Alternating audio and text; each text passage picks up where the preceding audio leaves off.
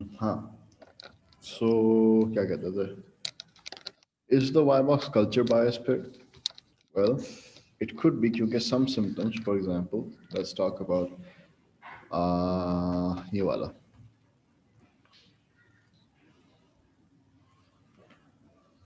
miscellaneous compulsions.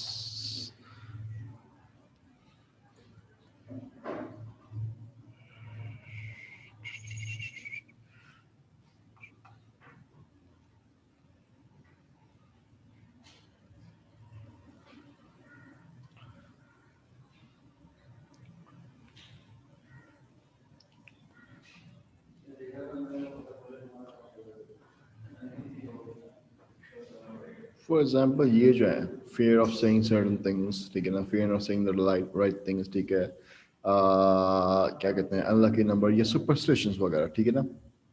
These could be cultural phenomena, ठीक है ना, क्योंकि किसी culture के अंदर इनको importance दी जाती है, किसी culture के अंदर importance नहीं दी जाती, ठीक है. जैसे concern with blasphemy, right? This is a religious compulsion, ठीक है ना. It also depends upon the culture as well. So ये symptom checklist के अंदर कुछ चीजें हैं. This could come down as a culture variable, ठीक है ना, which Y box is susceptible to. The Y box is a bit culture biased, ठीक है. Overall, दोनों के अपने flaws हैं, अपने advantages, ठीक है ना. Y box only has the disadvantage being long. MOCI has the advantage of being short. तो again, अब now this is the first chapter जहाँ पे तुम्हें दो questionnaires दी गए हैं to measure the symptoms. बाकी हर जगह में one होते हैं. So sometimes they're gonna ask you this type of question. Okay, let's talk about, okay, for example, explain how one other questionnaire assessed the obsessive compulsive disorder. ठीक है.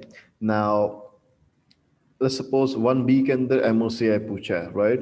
And 1C के अंदर ऐसा सवाल पूछा था. Obviously, this one another questionnaire might be the Y box. अगर पहले MOCI के बारे में पूछा है, or it might be MOCI अगर पहले Y box के बारे में पूछा हुआ है. So you're supposed to know both of their names, ठीक है ना? So you're supposed to understand both of them. Also, क्योंकि ये दो क्वेश्चनर्स है ना, तो उसके बीच में सिमिलरिटी डिफरेंसेस भी ड्रॉ आउट करने को बोलते हैं. एडवांटेज एंड डिसएडवांटेज तो ऑब्वियसली ज़रूर होंगी, बस similarity and differences between these two scales will also be asked कि दोनों में क्या फ़र्क है, दोनों में क्या similarity. So make sure you get ready for these type of questions. All right, one more thing, they might ask a weakness for not a questionnaire. कि हम तो strength and weakness पूरे questionnaire के करते हैं ना. They might ask a strength and weakness for a particular question. इस सवाल का क्या मसला है, ठीक है. So again, for example, this one, give two limitations of questions and rating scale presented below. So for example, ये है क्वेश्चन है, ठीक है ना. इसके अंदर बेसिकली होगा क्या कि वाई बॉक्स से क्वेश्चन दिया हुआ है. Time spend on obsession 0 1 2 3 4.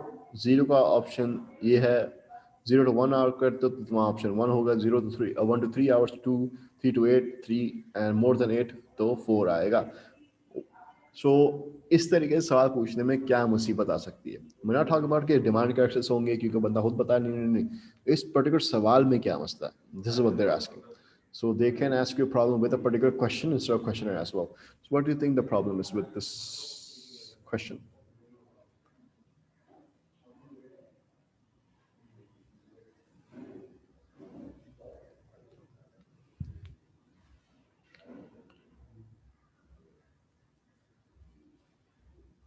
और तुमने कहाँ तक For सुना? this What was the last thing you've heard? question आप specific बताए थे कि specific question की भी आ जाती बात. हाँ, so here's this one. For example, this is a particular question जहाँ पे एक question का example दिया हुआ है. हम पूछें एक इस question के साथ क्या मसला है. We're not gonna talk about कि भाई demand characteristics वगैरह होती है. नहीं, वो तो question है. इस question के साथ particular क्या मसला है. So that's how you're supposed to think as well. For example, ये question ऐसा है कि time spent on obsession तुम्हारे कितने हैं. नीचे 0 से लेके 4 तक का रेंज है. If you do it 0, then 0. 0 to 1, 1. 1 to 3, 2. 3 to 8, 3. And more than 8 is 4 hours. More than 8 hours per day is going to be scored as 4. What is the आपकी problem? screen बंद हो गई. अच्छा, अब आ रही है? जी. what is the problem that you think is with the question?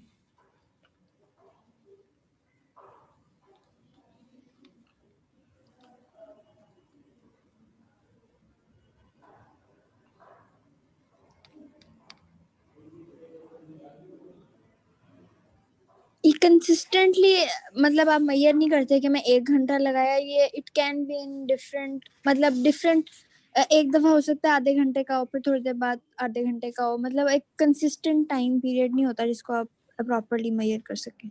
Say it. So you're saying the person sometimes may not perform compulsions at one standardized time. So because the compulsions could range, so that's why their answer could not be definite. दूसरा मसला क्या है?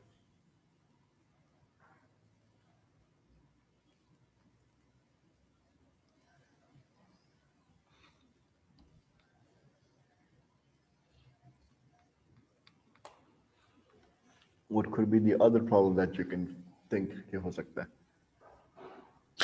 Patients शायद misjudge कर जाएं, मतलब the word obsession, may be they think कि compulsion और ऑब्सेशन एक ही चीज है. Alright, हमने क्लैरिफाई कर दिया उसके बाद.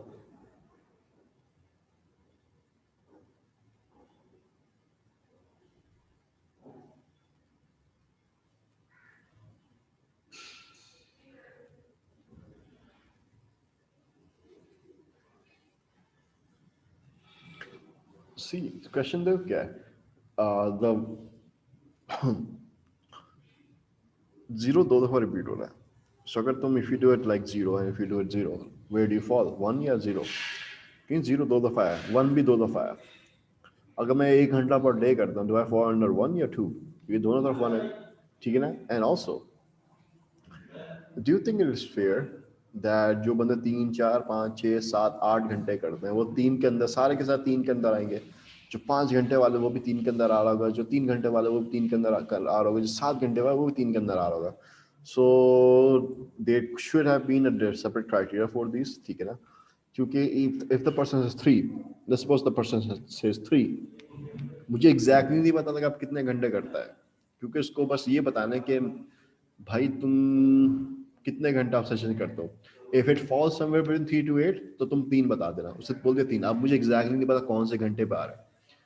एंड इफ ही सेज 4, अब मुझे नहीं पता कि भाई 24 घंटे में से उसने कह दिया मोर देन 8 तो है, अब 24 में से मुझे कितने, आई डोंट नो कितना है, पूरा दिन करता है, 10 घंटे करता है. सो इवन तो अपने रिस्पॉन्सेज तो नंबर के फॉर्म में दे देगा मुझे, लेकिन एग्जैक्ट नंबर ऑफ आवर्स पता नहीं चलेंगे बिकॉज इनके गैप बहुत बड़े बड़े. So this is the also problem with this particular question, ठीक है. और ऑल्सो ठीक है ना, जो तुमने बोला कि see a person may be doing क्या कहते हैं two things at the same time rather than doing obsession separately and compulsion separately. They might be doing both things at the same time. कि हो बहुत पॉसिबल है कि बंदे का ऑब्सेशन कंपल्सन साथ हो, तो the person may not be able to figure out कि यार मैं आधे घंटे से ऑब्सेशन कर रहा हूँ, कंपल्सन कर रहा हूँ, क्योंकि दोनों एक साथ आकर हो रही होती हैं. So in that case they might have difficulty finding out the exact time for obsession, exact time for compulsion. So वहाँ पे मसला कर सकता है. And you will not be able to do this with a person who has a weak memory. Yes, ये भी मसला है. And क्या करते हैं? Yeah, I guess that is it. So जैसे ये यहाँ पर अगर ट्रू एंड फॉल्स का आंसर आ गया, तुम बता देना कि भाई सिर्फ पास्ट पिक्चर पता नहीं चल रही है, सिर्फ अभी की पता चल रही है. सबसे बड़ा मसला ये है, ठीक है ना? तो again, you're supposed to kind of go in depth with the type of question that is being asked as well. यहाँ तक समझ में आ गया?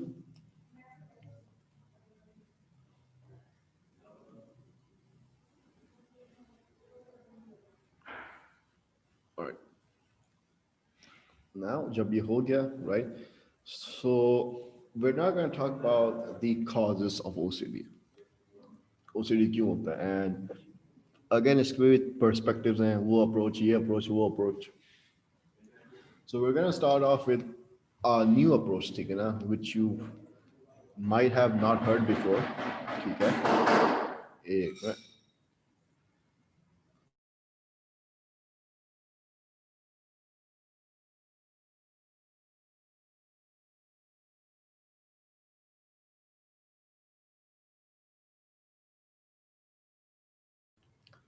All right, so we're going to start with Freud. Freud जो है, he's not a cognitive psychologist. Freud is not a behavioral psychologist, neither biological. Freud का अपना approach है, सही ना? Freud का नाम ये है, Freud. Freud has approach called psychodynamic approach. ठीक है ना? That's the Freud के approach की ये नाम है, psychodynamic.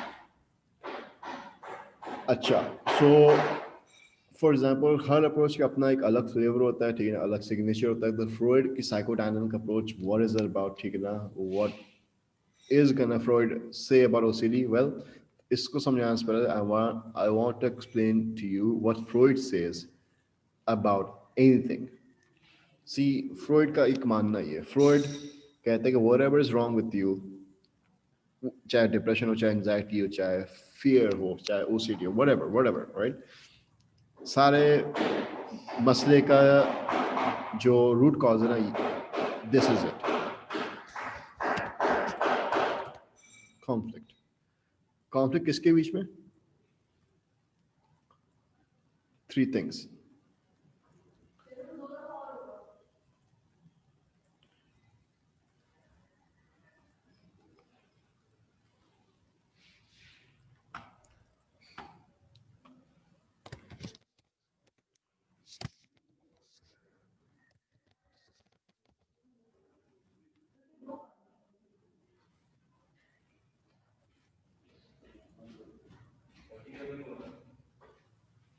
So yeah, so there's three things, right? And ये तीन चीजें हैं क्या, ठीक है ना? इससे पहले समझिए तीन चीजें कहाँ होती हैं. Where does it exist within a person? See, Freud कहता है कि there are three aspects of the personality, right? The three aspects are the conscious, the subconscious, and the unconscious. मैं नाम लिख देता हूँ यहाँ पे. The conscious, the subconscious, ठीक है ना, and the unconscious, right? Now, conscious is the thing that you are aware of right now. ठीक है ना? You are aware of this lesson. You are aware of what you're feeling right now. You're aware of everything that is going around you. ठीक है? That's these pre-conscious. Oh, sorry, the conscious, right? And there's something called known as the subconscious. Subconscious is the thing that is not in your awareness right now, but you'll be able to bring it in your awareness if you try a bit harder. For example, तुम्हारे घर का phone number क्या है? You don't remember it right now, but with an effort, you can remember it. For example, तुमने 2 रात पहले क्या रात को खाना खाया था? You don't remember it now, but with an effort, you will be able to remember it. Subconscious. Immediately, awareness में नहीं है, but with an effort, you can bring it into your awareness. So, I'm gonna write this. Awareness में है. Not in awareness, but be brought to awareness. Now let's talk about the unconscious. And by the way, this is what all Freud said. ये सारी Freud की कई भी बातें, right? तो ये किसी और की थ्योरी के ऊपर अप्लाई नहीं होगा, सिर्फ Freud के डोमेन तक रह गई है. The unconscious. According to Freud, unconscious के अंदर वो चीजें हैं which can never ever ever ever ever ever be brought to your awareness. Never ever can be brought to your awareness. ठीक है? These are out of your reach. ठीक है ना? Out of your reach. क्या चीजें? वो चीजें बचपन की मेमोरी. 3 साल, जब तुम 3 साल की थी, तुम्हारे साथ क्या हुआ था? You don't know. It's not कि तुम भूल, according to Freud तुम भूल नहीं गई. According to Freud वो तुम्हारे अनकॉन्शियस में चली गई. अनकॉन्शियस में जब एक जगह चीज जाती है ना, हमेशा के लिए बंद जाती है वहां पे. According to Freud, ड्रीम्स जो तुम ख्वाब देखती हो वो अनकॉन्शियस से निकल के आते हैं, राइट? तो जब तुमने ख्वाब देख लिया, that's why you can remember it again, क्योंकि तुम अनकॉन्शियस में चले गए. जैसे तुम उठ के अनकॉन्शियस में वापस चले गए, दैट्स व्हाई कुछ ख्वाब तुम्हें याद नहीं रहता है कि तुमने क्या देखा. तुम्हें पता है क्या देखा है, लेकिन याद नहीं रहेगा एग्जैक्टली क्या देखा है, क्योंकि अनकॉन्शियस में चले गए. इसी तरह कुछ हैबिट्स के रीजंस भी अनकॉन्शियसनेस में. फॉर एग्जांपल, कुछ लोग नाखून खाते हैं when they're nervous. कुछ लोग नाखून खाते हैं when they're nervous. इसकी क्या वजह है? इसका रीजन अनकॉन्शियसनेस में, ठीक है ना. कुछ लोग जो है डार्कनेस से डरते हैं. they're scared of the dark. क्यों? इसका रीजन अनकॉन्शियसनेस में, राइट? सो अनकॉन्शियसनेस के अंदर वो चीज़ें हैं which you can not access, ठीक है ना, and you will never be able to access. And unconsciousness के अंदर ये तीन चीज़ें भी पाई जाती हैं। तो उसका ये मतलब you will never be able to influence them, never ever ever, चाहे तुम जितना लगा लो कोशिश, ठीक है ना। But they will be able to influence you, this influence you, but you don't influence this. So these three aspects of your personality, ठीक है ना, it, ego and super ego, इसको it कहेंगे, ID and it, anything is acceptable, it, ego and super ego are in your unconsciousness, ठीक है। Now what does these things do? तुमने अगर तस्वीर देखी होगी कार्टून के अंदर एक कंधे पे शैतान बैठा होता है और एक कंधे कंधे पर एंजल बैठा होता है, सेम प्रिंसिपल अप्लाइज रफली। सी इट is क्या कहते हैं, it wants pleasure, see pleasure चाहता है, satisfaction, pleasure, immediately pleasure चाहता है, pleasure and wants pleasure immediately. For example, भाई मुझे परवाह नहीं है, रमजान रोजा हो रहा है, मुझे बस चाहिए चाहिए ठंडा पानी, मुझे अभी चाहिए।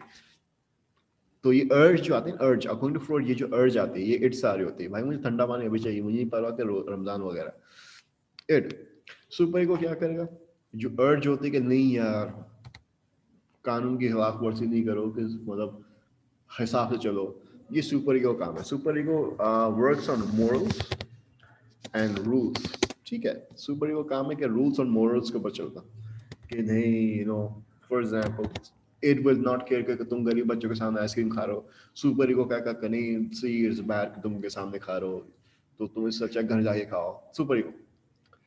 ईगो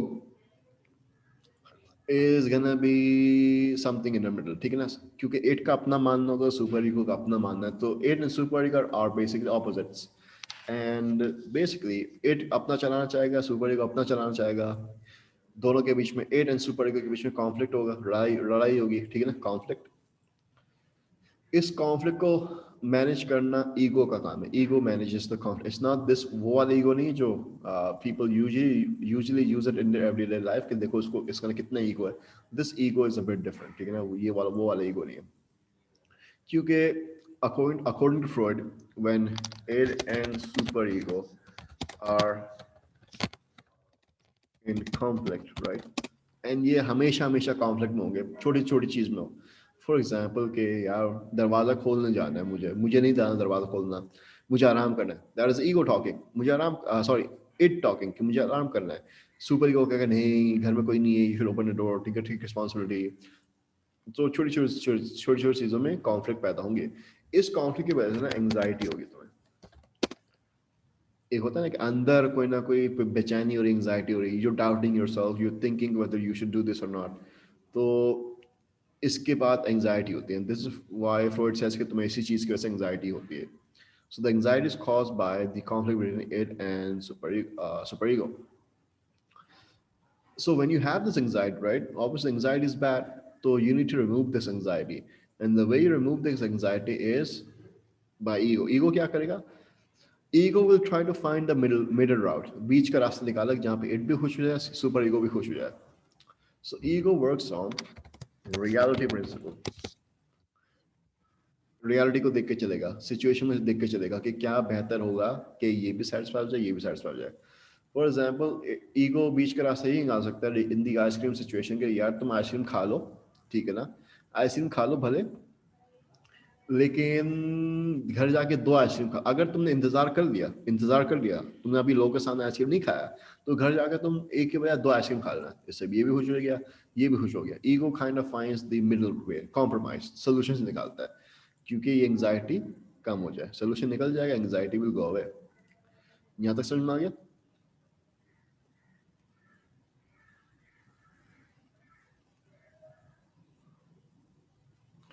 ठीक है, तो ये हर इंसान के साथ एवरीडे लाइफ के अंदर होता है, ठीक है ना। नॉर्मल इंसान का इड, ईगो, सुपर ईगो जो है नॉर्मल फंक्शनिंग के अंदर आता है। नॉर्मल इंसान के अंदर एक ईगो जो है हमेशा एंग्जाइटी को कम कर सकता है नॉर्मल इंसान के लिए। अब लेट्स टॉक अबाउट ओसीडी, जो एक एबनॉर्मल केस है, इसको भी साइड पे रख रहा हूँ, इसके ऊपर आ रहा हूँ।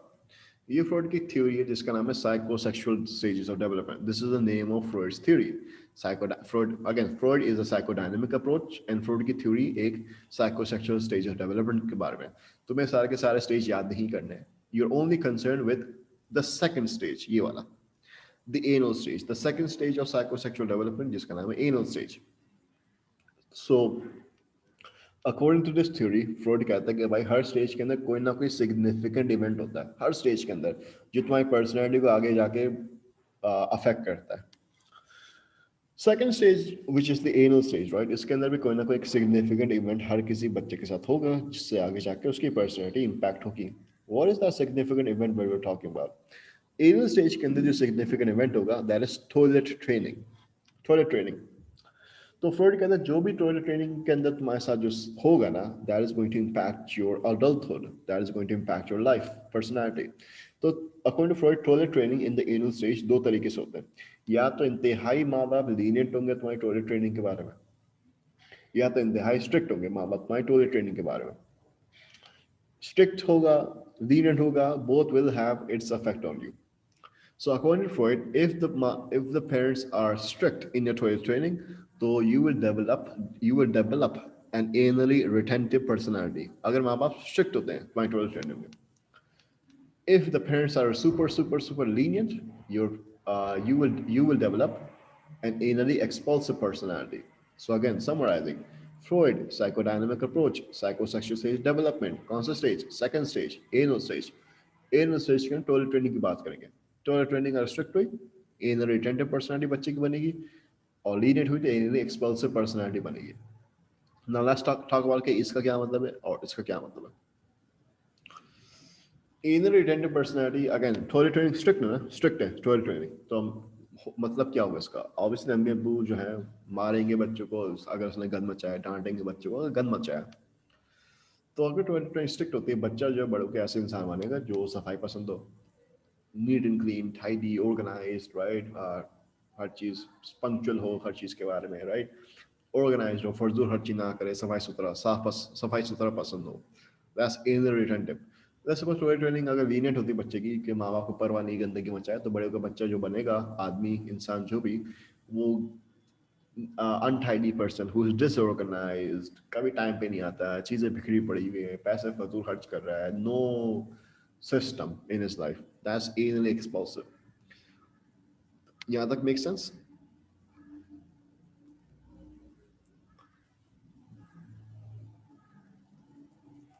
Alright, so यहाँ तक अगर तुमने समझ लिया, तो we're gonna come back to this and we're gonna combine this with an anally retentive personality.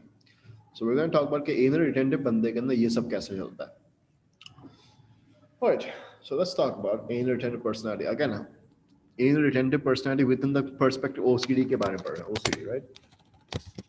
Alright, so OCD.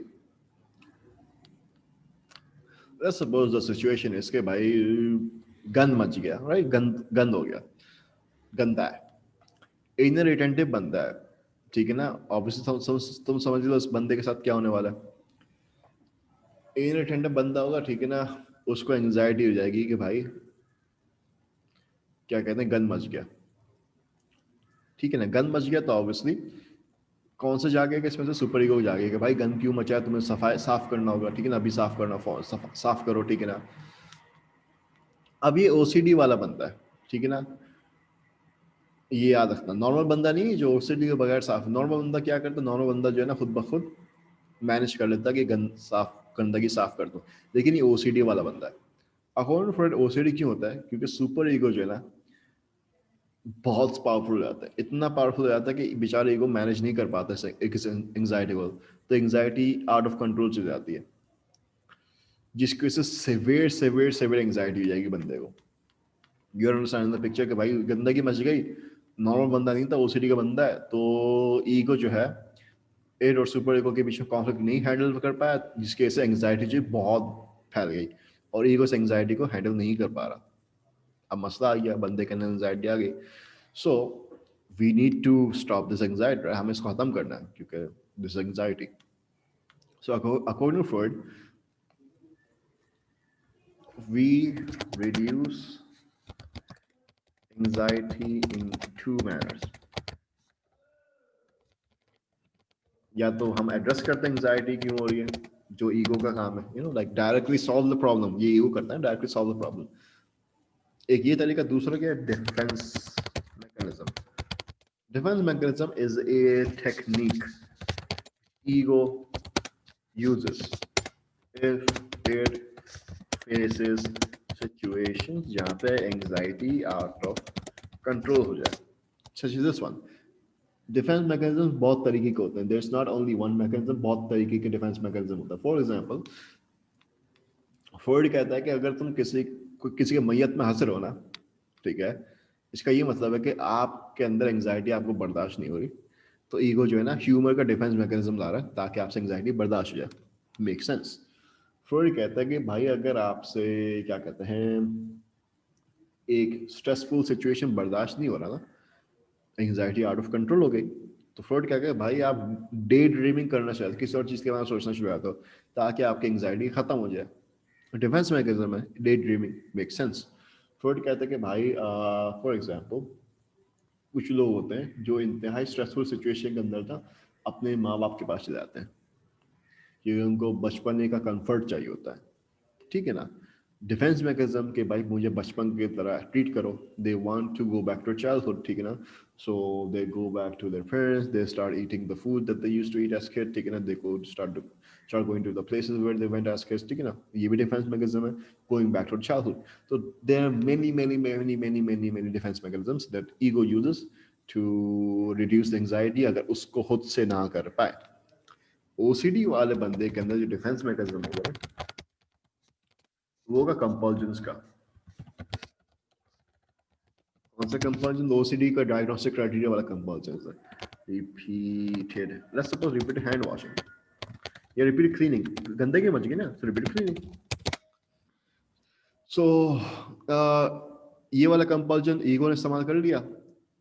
सो कंपल्जन्स ने एक तरह की डिफेंस मैकेनिज्म एंजाइटी कम कर दी और बंदे का जो एंजाइटी कंट्रोल हो गया, ठीक है ना। लेकिन मसला ये ओसीडी वाला बंदा है तो ये अगेन अगेन एंग्जाइटी दोबारा आती रहेगी, जिसके से दोबारा कंपल्जन करना पड़ेगा, फिर से दोबारा एंग्जाइटी आती है, दोबारा कंपल्जन करना पड़ेगा। बहरहाल summarising everything that I said, this is it, ठीक है, दिस इज इट। आपका फ्रॉइड है, ठीक है ना, जो साइकोडायनामिक बंदा है, ठीक है ना, जिसकी साइको सेक्सुअल डेवलपमेंट की स्टेज वाइज थी है, जिसका आप सेकंड स्टेज के अंदर जाओगे जिसका नाम है एनल स्टेज। एनल स्टेज के अंदर थोड़ी ट्रेनिंग होती है, थोड़ी ट्रेनिंग स्ट्रिक्ट होती है तो आपकी एनली रिटेंटिव पर्सनैलिटी बन जाती है, ठीक है ना। यहाँ तक समझ आ गया, जिसके बेस पे ईड एंड सुपर ईगो के बीच में अगर कॉन्फ्लिक्ट होता है तो ईगो जो है ना एंग्जाइटी को मैनेज नहीं कर पाएगा। Can't ego anxiety can be managed, ठीक है ना। तो क्या करेगा ईगो जो है डिफेंस मैकेनिज्म इस्तेमाल करेगा। तो डिफेंस मैकेनिज्म कंपल्जन, क्यों? ताकि एंग्जाइटी खत्म हो जाए। ये पूरी कहानी है, इसमें कोई मसला?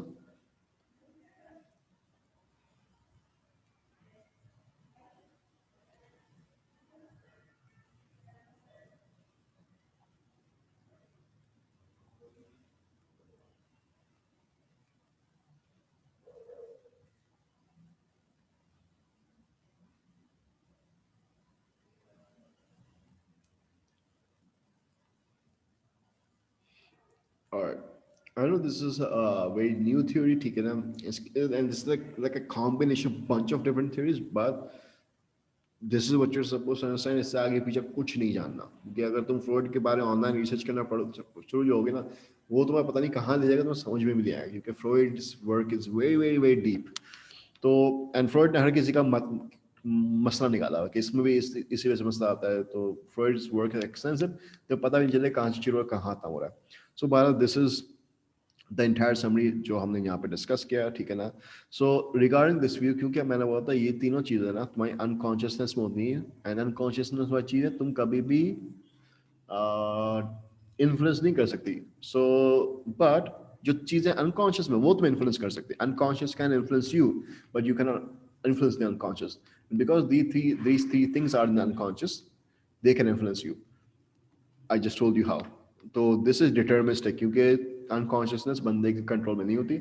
सो फ्रॉइड्स थ्योरी के हिसाब से जिस तरीके से तुम्हें ओसीडी हो रहा है, because it ego super ego being in unconscious, it is deterministic.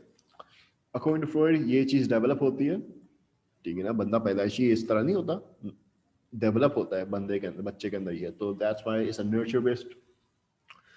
Is it individual situational, क्योंकि फ्रॉइड के हिसाब से अगर जिस तरीके से टोटल ट्रेनिंग बच्चे को मिलेगी उस तरीके से बच्चा निकलेगा. तो it is gonna be situational. Situation अगर लीनियंट हुआ, बच्चा अलग तरीके से जाएगा. सिचुएशन अगर स्ट्रिक्ट हुई, टोटल ट्रेनिंग स्ट्रिक्ट हुई, बच्चा अलग तरीके से जाएगा. ठीक है. So it is situational in that regard. Freud की थ्योरी का मसला है कि इसका ईड ईगो सुपर ईगो कोई साइंटिफिक एविडेंस नहीं कि एग्जिस्ट करता है कि नहीं करता. You can not prove it कि these things exist or not. ठीक है. So it lacks scientific evidence. और क्या है? Nature, nurture, individual situation. Is it reductionist? Yes, it is. क्योंकि जो भी फ्रॉड का मसला होगा ना, सारा का सारा जो भी डिसऑर्डर उठा लो, वो यहाँ पे आके रखता है. हर किसी डिसऑर्डर इसलिए होता है क्योंकि एड एंड सुपर के पीछे कॉन्फ्लिक्ट होता है एंड बेचारे को मैनेज नहीं कर पाता. एवरी सिंगल डिसऑर्डर फ्रॉइड ने ये बोला हुआ. तो it is reduction in that matter कि Freud says the conflict between id and super ego is the main reason for OCD. ठीक है ना. ये anal retentive personality is the reason for OCD. ठीक है ना. Nothing else, nothing biological, nothing cognitive, nothing behavioral, nothing as such. So it is reductionist in that regard. क्या कहेंगे? Uh, yeah, I guess that's it. So that is Freud in regards to evaluation. मैं तुम्हें slides भेज दी ना?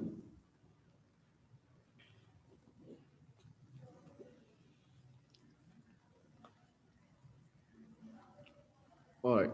हनीमा, मुझे what do I want from you is कि तुम्हें 2 assignment correction मुझे चाहिए. I want you to correct those 2 assignments. ठीक है ना. मैं तुम्हें deadline नहीं दे, तुम कब में submit करो within this week. But I want it within this week. These 2 assignments are focused upon the understanding of the answer structure rather than the chapter structure. So I want you to clear those 2 assignments, then हम आगे बढ़ेंगे with the quiz. अच्छा.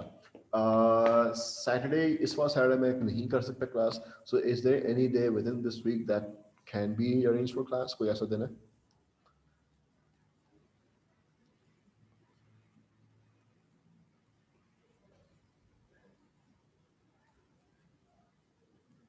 अच्छा. फिर तुम WhatsApp में मुझे answer दे देना. ठीक है. I'm gonna ask everyone on WhatsApp. ठीक है. वहीं पे सब मालूम कर लेंगे. ठीक है.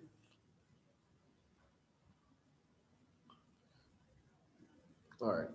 But I'm gonna sign off unless you have any questions.